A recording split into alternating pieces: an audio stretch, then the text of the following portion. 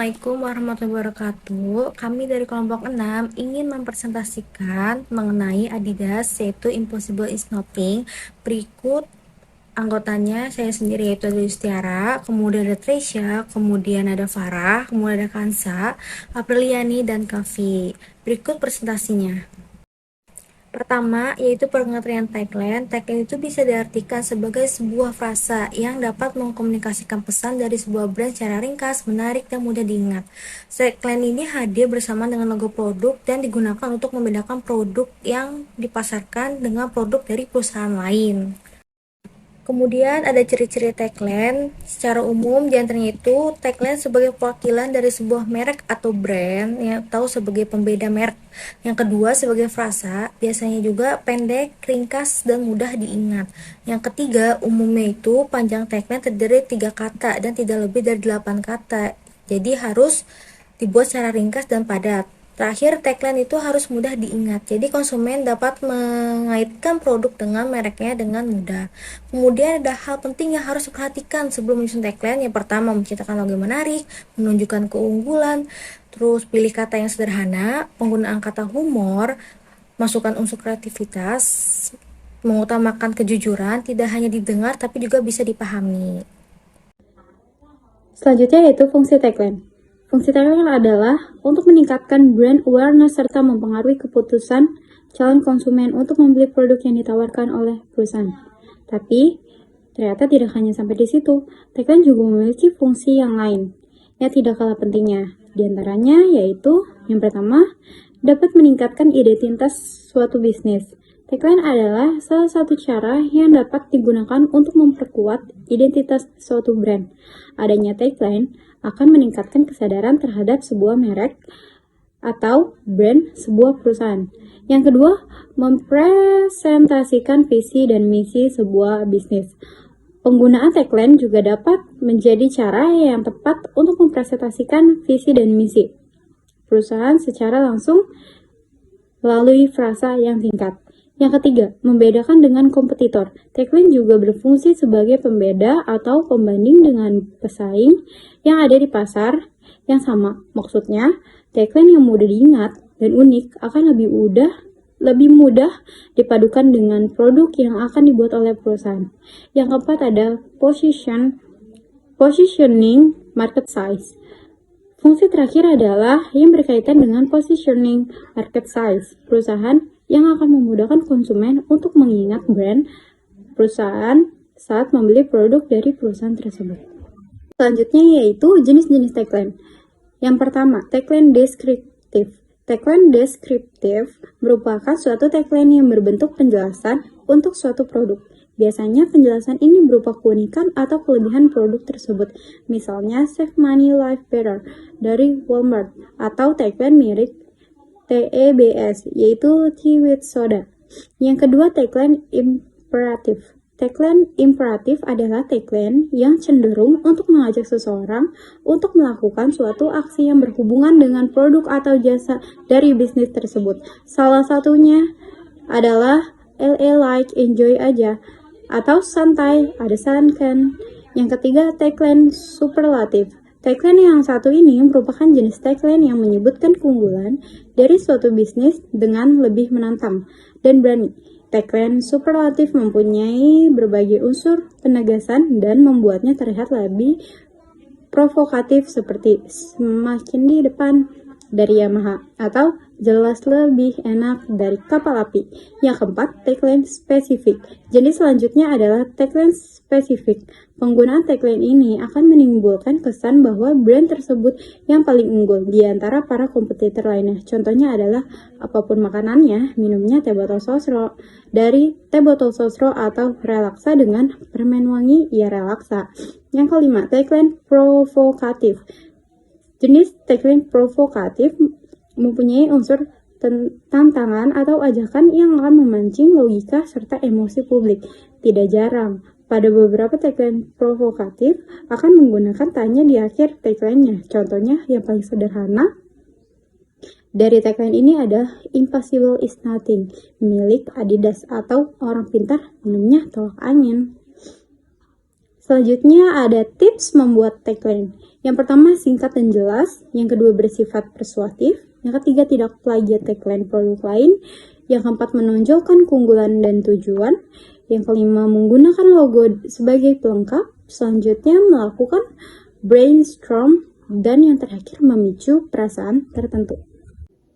Selanjutnya dimensi tagline. Penelitian menggunakan dimensi Ehrenschwartz 2011 sebagai alat untuk mengukur tagline sebuah merek. Adapun 6 dimensi yang digunakan untuk mengukur tagline sebuah merek adalah sebagai berikut. Yang pertama yaitu original atau asli, yaitu sebuah tagline harus orisinil atau asli, dan ungkapan yang disampaikan unik atau khusus. Yang kedua ada believable atau dapat dipercaya, yaitu apa yang dijanjikan sebuah merek dalam tagline sesuai dengan apa yang akan konsumen rasakan. Yang ketiga yaitu simple atau sederhana, yaitu ekspresi dari sebuah tagline dapat dipahami oleh konsumen. Yang keempat yaitu provokatif atau dapat mempengaruhi atau merangsang, yaitu konsumen dapat mengetahui sebuah tagline. Yang kelima, persuasif atau meyakinkan, yaitu menjual sebuah ide sehingga dapat membuat konsumen bergerak dan berpikir tentang sebuah merek.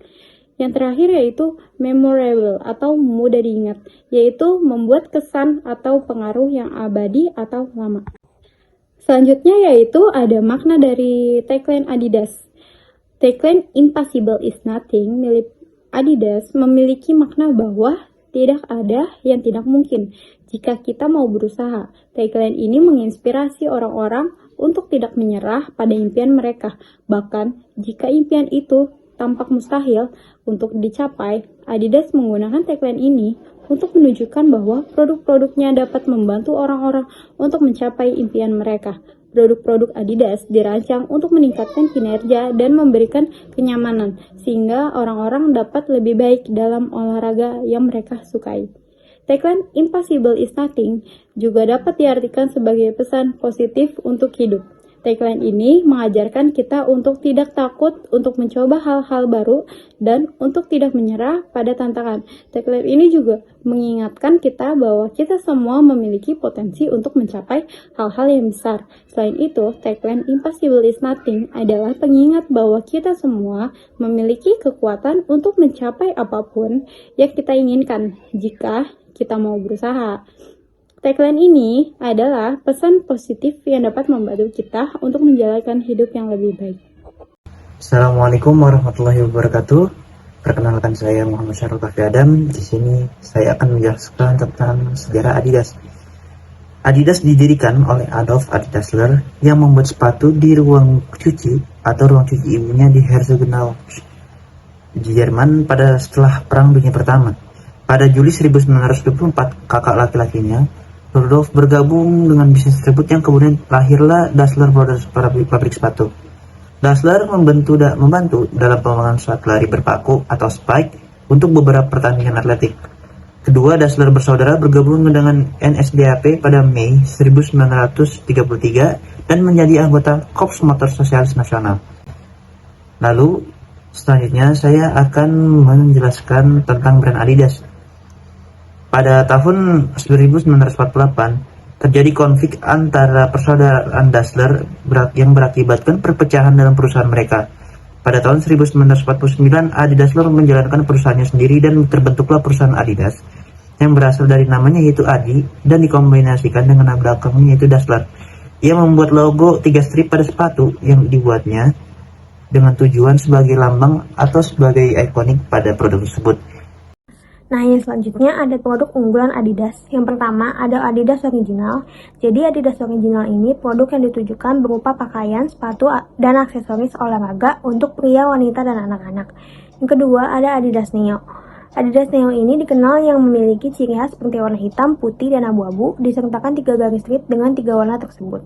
Yang ketiga ada Adidas Athletic. Jadi Adidas Athletic ini digunakan untuk para atlet.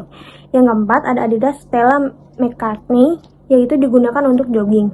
Selanjutnya ada kompetitor Adidas. Jadi kompetitor Adidas ini yang pertama itu ada Nike yang merupakan saingan terberat Adidas di dunia sepatu olahraga. Tetapi jika dibandingkan Nike dengan Adidas, itu tetap lebih bagus Adidas dengan harga yang terjangkau. Nah, yang kedua ada Reebok. Reebok ini merupakan sebuah perusahaan sepatu yang telah diakuisisi oleh Adidas pada tahun 2005 untuk menyaingi Nike. Jadi sepatu Reebok ini lebih dominan ke sepatu lari dan sepatu basket. Selanjutnya ada Puma. Jadi Puma ini merupakan sebuah perusahaan sepatu dan atribut olahraga berbasis Jerman yang didirikan oleh Rudolf Dassler, kakak dari Adolf Dassler, pendiri perusahaan Adidas. Selanjutnya ada Fila. Fila ini merupakan salah satu perusahaan manufaktur olahraga terbesar di dunia. Fila ini terkenal sebagai sepatu basket dan golf. Selanjutnya, subbrand Adidas. Jadi, subbrand Adidas ini terbagi menjadi 3. Yang pertama, Adidas Performance, Adidas Original, dan juga Adidas Sport Style. Jadi, Adidas Performance ini berfokus pada sport apparel seperti pada sepatu, pakaian, dan peralatan olahraga. Kalau Adidas Original ini berfokus pada fashion dan lifestyle. Nah, kalau yang ketiga ini Adidas Sport Style, jadi itu sub-brand yang diterapkan pada kehidupan sehari-hari. Strategi pemasaran yang pertama ada branding yang konsisten, yang kedua ada saluran penjualan offline dan online, yang ketiga ada kolaborasi dengan desain ternama, yang keempat ada disverifikasi produk, yang kelima mengedepankan teknologi dan inovasi, yang keenam iklan yang mengandung storytelling, yang ketujuh mengutamakan pengalaman pelanggan, dan yang kedelapan menggunakan berbagai saluran promosi. Selanjutnya ada analisis SWOT, yaitu strength. Yang pertama, brand awareness yang kuat. Yang kedua, kualitas produk yang tinggi. Yang ketiga, diversifikasi produk yang luas. Yang keempat, pemasaran yang agresif. Selanjutnya ada weaknesses. Yang pertama yaitu harga yang tinggi. Yang kedua, konsentrasi geografis. Yang ketiga, lingkungan yang kompetitif. Dan yang selanjutnya ada opportunities. Yang pertama, Adidas memiliki beberapa peluang untuk pertumbuhan, termasuk pertumbuhan pasar olahraga. Yang kedua, ekspansi ke pasar baru. Adidas memiliki peluang untuk memperluas ke pasar negara berkembang seperti Cina dan India. Dan yang ketiga, ada inovasi baru. Adidas dapat berinvestasi dalam inovasi produk untuk tetap relevan dengan tren terbaru. Selanjutnya ada threats. Yang pertama, persaingan yang semakin ketat. Yang kedua, perubahan preferensi konsumen. Yang ketiga, ekonomi global yang tidak stabil. Kemudian studi kasus yang kita bahas yaitu Adidas akan mengalami rugi 20 triliun gara-gara Kanye West. Hal ini disebabkan karena ia melontarkan serangkaian pernyataan kontroversial antisemit yang membuat geger warganet dengan melontarkan ujaran anti-Yahudi yang dianggap sangat rasis beberapa waktu silam. Kejadian bermula saat Kanye West hadir di podcast Drink Champs yang di videonya sudah dihapus. Sehingga Adidas mengalami kerugian yang sangat besar karena tidak menjual produk Yeezy. Mereka berpotensi kehilangan pendapatan senilai 1,2 miliar euro atau setara dengan 20 triliun. Selanjutnya, produk Unpam yang kami ambil yaitu Do It. Do It merupakan coklat yang berasal dari Tangerang Selatan yang bekerja sama dengan CV Samudra Alphard dan didirikan oleh beberapa dosen asal Universitas Mamulang. Makna, logo, dan tagline Do It. Do It memuat gambar kakao yang artinya kami menggunakan kakao terbaik dalam setiap produk kami, dan warna pada logo mempunyai arti warna hitam melambangkan keteguhan dan kekuatan, warna putih berarti kesederhanaan dan kebersihan, warna merah melambangkan kekuatan dan kepercayaan diri. Selanjutnya strategi pemasaran yang pertama, produk. Do It mengeluarkan beberapa aneka varian, yaitu Big Bar Cashew Nut, Big Bar Dates, Big Bar Original. Produk ini memiliki ukuran berat masing-masing kemasan. Yang kedua ada harga. Harga ditentukan dengan perhitungan berdasarkan setiap pengeluaran dalam membeli bahan baku dan proses pengerjaan produksi. Yang ketiga ada distribusi. Rantai distribusinya yaitu pemilik usaha menjual langsung ke reseller, yaitu oleh toko dan juga dapat langsung ke konsumen. Yang keempat ada promosi. Melalui beberapa kegiatan promosi untuk mendapatkan pelanggan, di antaranya yaitu melalui media online, jaringan promosi, manual, hasil produksi yang berkualitas dengan harga terjangkau, dan strategi terkait bauran pemasaran yang cukup bagus.